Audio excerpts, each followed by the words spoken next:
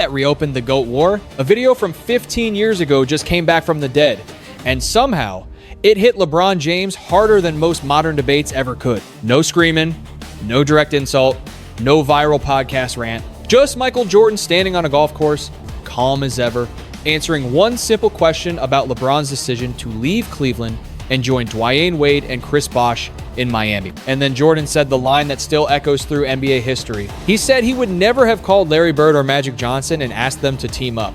Why? Because he was trying to beat them. That was it. But that one sentence may be the coldest verdict Jordan ever delivered on LeBron's legacy, because Jordan did not need to say LeBron's name.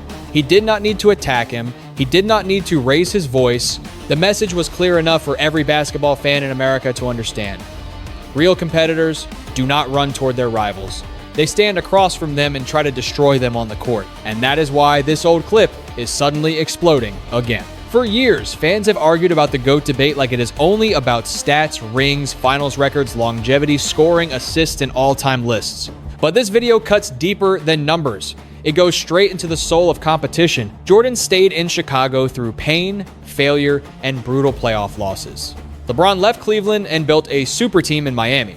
One path became a symbol of patience and pressure. The other became the blueprint for player empowerment, super teams, and the modern NBA drama machine. Now the question is simple, but it is dangerous. Was LeBron just smart for controlling his career? Or did Michael Jordan expose the one thing LeBron's resume can never fully escape? Before we go deeper, comment where you are watching from right now.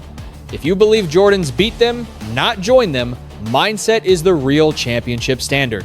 Press 1-inch the comments. If you think LeBron had every right to make his own path, press 2. And subscribe to the channel, because this story is about to get much bigger. The summer that changed everything. To understand why Jordan's words still hit so hard, you have to go back to the summer of 2010. LeBron James was not just another free agent. He was the chosen one, the kid from Akron, the face of Cleveland's hope, the superstar who had carried an entire franchise on his back before he was even 30 years old. Cleveland believed he was different. They believed he would stay, fight, and eventually bring them the championship that city had been waiting for. But then came the decision, one television special, one sentence, one move that changed the NBA forever. LeBron looked into the camera and announced that he was taking his talents to South Beach. Just like that, Cleveland lost its hero. Miami gained a monster.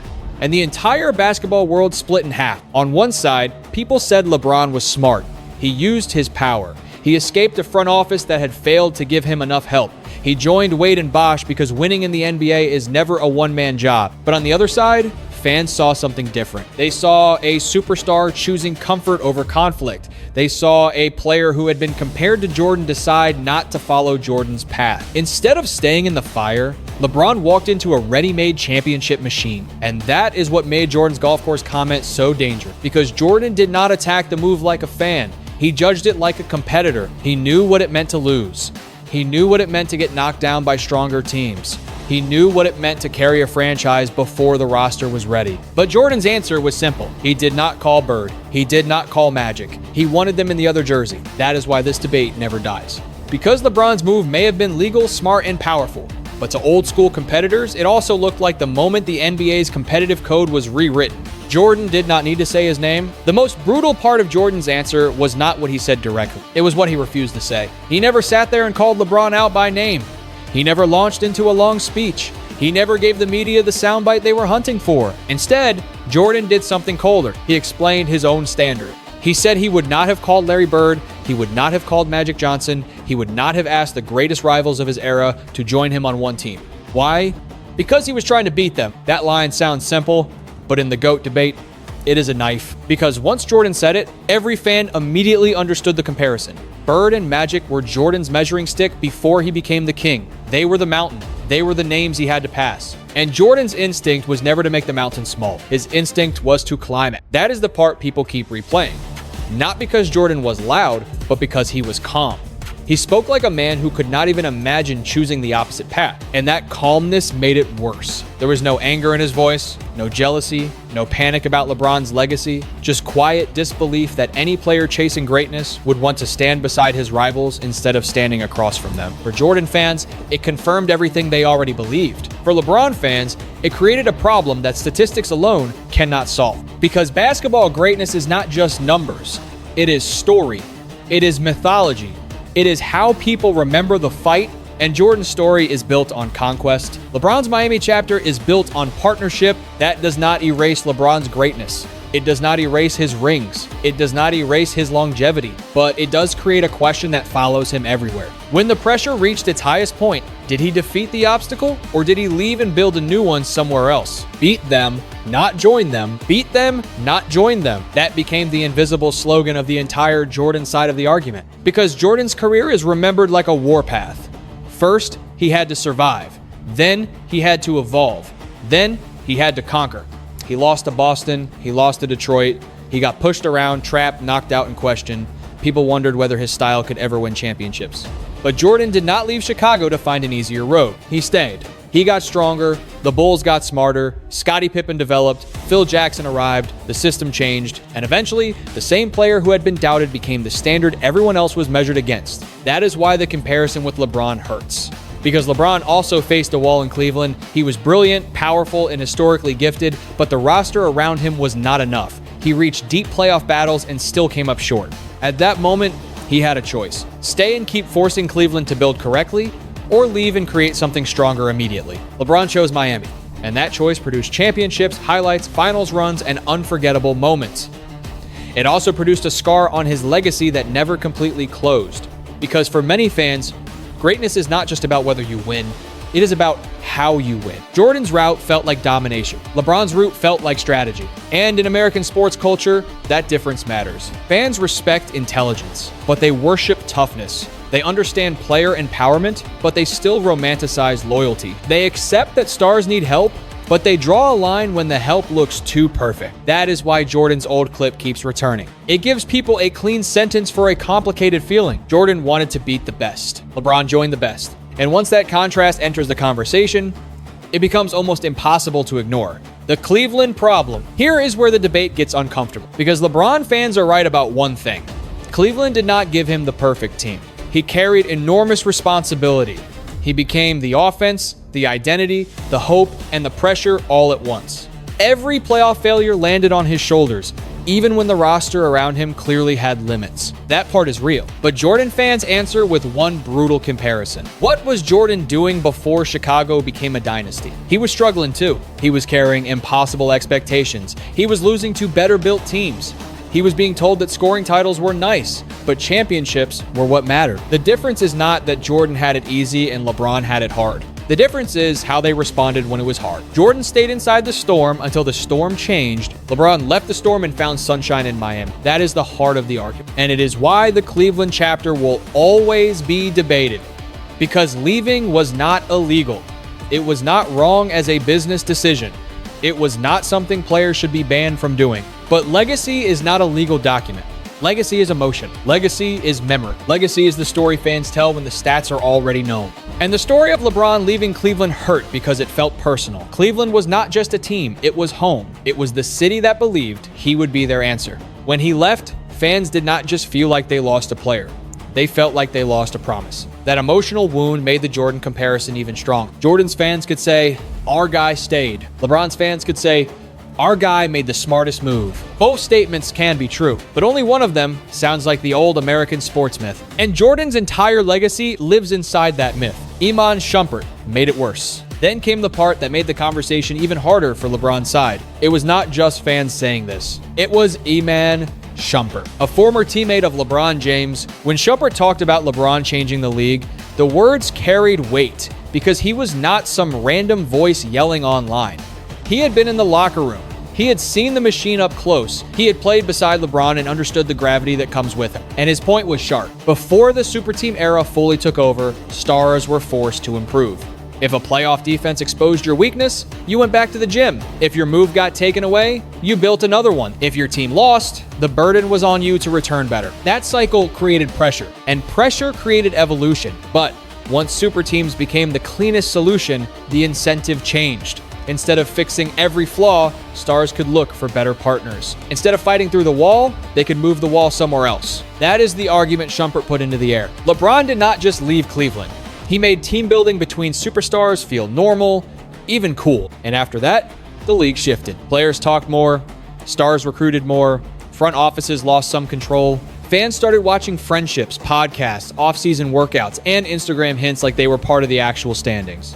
The NBA became more dramatic, more powerful, more player-driven. But did it become more competitive? That is the question. And Shumpert's comments gave Jordan fans another weapon. Because no former Jordan teammate is famous for saying Jordan damaged the league's competitive spirit. Even when people criticize Jordan's personality, they rarely question his hunger to compete. With LeBron, the criticism is different. Nobody questions his talent. They question what his choices did to the meaning of competition. The league LeBron helped create. To be fair, LeBron did not create player movement by himself. The NBA was already changing. Contracts were changing. Media was changing. Stars were becoming brands. Social media was giving athletes direct power over their own stories. The league was no longer just controlled by owners, front offices, and old school executives sitting behind closed doors. LeBron simply became the face of the shift, and in many ways, he deserves credit for that. He showed players they did not have to wait quietly while organizations controlled their future. He showed them they could build power, choose partners, shape their own path, and turn their names into global businesses. Before LeBron, many superstars still acted like they had to accept whatever situation they were handed. After LeBron, the modern player understood something different. If you are the product, you also deserve a voice in the direction of the product. That is a major part of modern NBA history. But every revolution has a cost. The cost was that fans began to trust teams less. Loyalty started feeling temporary. Rumors became as big as games. Every superstar loss became a free agency countdown. Every bad season became a reason to ask who was leaving next. Suddenly, fans were not just watching basketball. They were watching body language. They were reading Instagram captions. They were tracking who trained with who in the summer.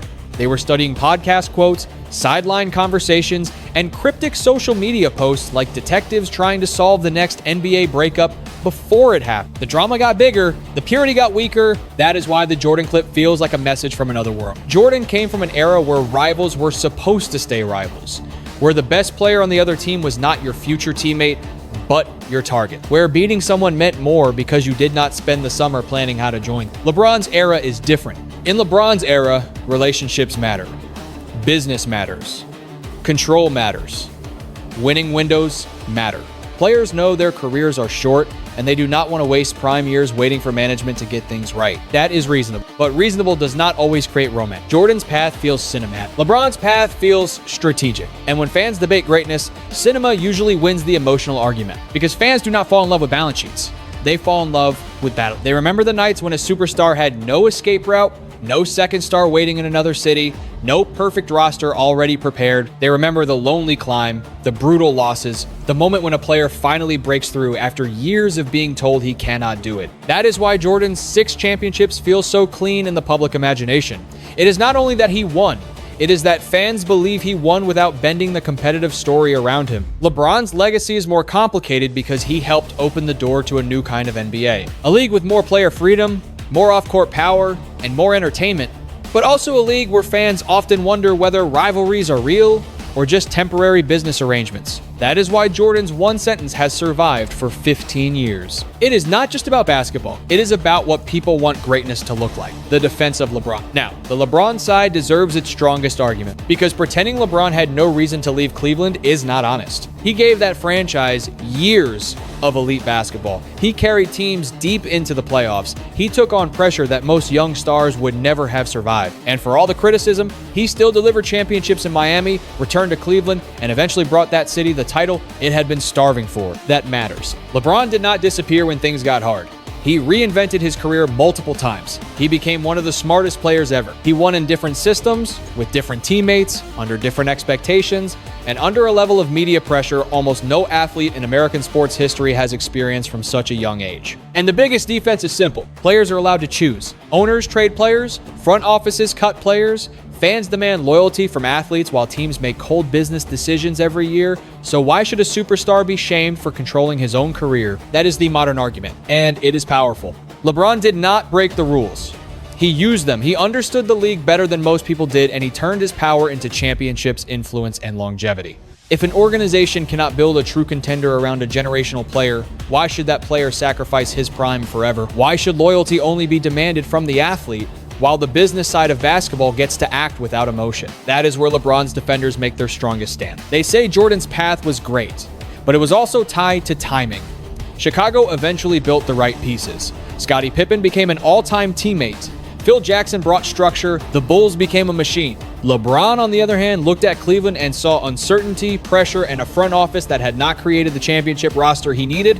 So he made a decision. A painful decision, a controversial decision, but also a decision that changed his life. And later, when people said he abandoned Cleveland forever, he came back. He returned to a city that had burned his jersey. He returned to a fan base that felt betrayed. And then he delivered one of the most emotional championships in NBA history. That part cannot be ignored. But the GOAT debate is not just about rights. It is about standard. LeBron had the right to leave. Jordan had the right to judge the competitive meaning of leaving. Both can exist at the same time. That is where the debate becomes fascinating. LeBron's choice may have been smart, but Jordan's choice feels more heroic. LeBron built a path. Jordan survived one. LeBron controlled the environment. Jordan conquered the environment. That does not mean LeBron is not great. He is one of the greatest athletes America has ever seen. But when his fans demand that everyone place him above Jordan, they run into this exact problem. The numbers can be argued. The longevity can be argued. The all-around game can be argued. But the story still belongs to Jordan. Because fans do not only ask who won, they ask what the victory cost. They ask whether the road felt impossible. They ask whether the superstar faced the rival or absorbed the rival into his own plan. And for many basketball fans, that is the one place where LeBron's case still feels vulnerable. Not because he lacked talent, not because he lacked greatness, but because the most important chapter of his title chase began with a choice Jordan said he never would have made. Why this clip will never die. Every few years, the clip comes back. A new generation sees it. A new debate begins. A new comment section turns into a battlefield. And the reason is simple. Jordan's words are timeless because they are clean. He did not need a documentary. He did not need a debate panel. He did not need a podcast microphone or a media campaign. He just said what he believed competition meant. I wanted to beat those guys. That sentence is powerful because it fits everything people already believe about Michael Jordan. The killer instinct, the refusal to compromise, the obsession with winning on his own competitive terms. The idea that a rival is not someone you recruit, but someone you defeat. LeBron's greatness is more complicated. He is dominant, intelligent, durable, and historically complete. He changed basketball on the court and changed athlete power off the court. His career is massive. But massive does not always mean clean. There are more chapters, more teams, more debates, more finals losses, more arguments about help, movement, roster control, and media influence. Jordan's story is simpler. 6 finals, 6 wins, 1 franchise dynasty, rivals defeated, no need to join Bird, no need to join Magic. That simplicity is why his mythology is so strong. And mythology matters in sport. Fans do not only remember what happened, they remember how it felt. Jordan felt like fear. LeBron felt like power. Jordan felt like conquest. LeBron felt like control. And when the GOAT debate becomes emotional, conquest beats control almost every time. That is why this golf course clip still cuts. It reminds people that there was once a version of greatness that did not look for shortcuts, even if the shortcut was legal, smart, and effective. It reminds people that winning is not the only question. The harder question is this: what did your road to winning say about you? That is why LeBron supporters can bring up longevity, scoring records, all-around numbers, and year after year dominance, and still feel like they are fighting against something invisible. They are not only arguing against Jordan's statistics, they are arguing against Jordan's legend. And legends are harder to beat than numbers. Numbers can be compared, rings can be counted, awards can be listed. But a legend lives in the emotional memory of fans. It lives in the way people talk about a player when the lights are off and the debate becomes personal. Jordan's legend says he never wanted the easy way. LeBron's critics say Miami proved he was willing to find one. That is why the clip does not fade, because it gives the Jordan side a perfect emotional weapon. It is not a complicated spreadsheet.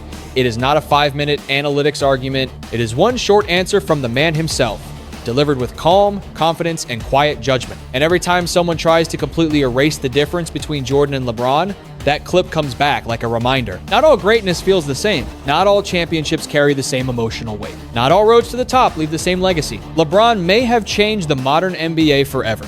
He may have empowered players, expanded what a superstar can be, and built one of the longest prime runs the sport has ever seen. But Jordan still owns the cleanest competitive image basketball has ever produced. And that is why the video will never truly die. Because it is not just a clip about LeBron's decision. It is a mirror. And every fan who watches it has to decide what kind of greatness they respect more. The real lesson behind the debate. In the end, this story is bigger than Michael Jordan and LeBron James. It is about two different visions of greatness. Jordan represents the old competitive myth: stay, suffer, improve, and defeat the people standing in your way. His path teaches patience, resilience, loyalty to the challenge, and the power of refusing to run from pressure. LeBron represents the modern athlete: smart, strategic, empowered, aware of his value, and unwilling to let a franchise control his destiny. His path teaches ownership, courage to make unpopular choices, and the importance of using your power before time runs out. The truth is,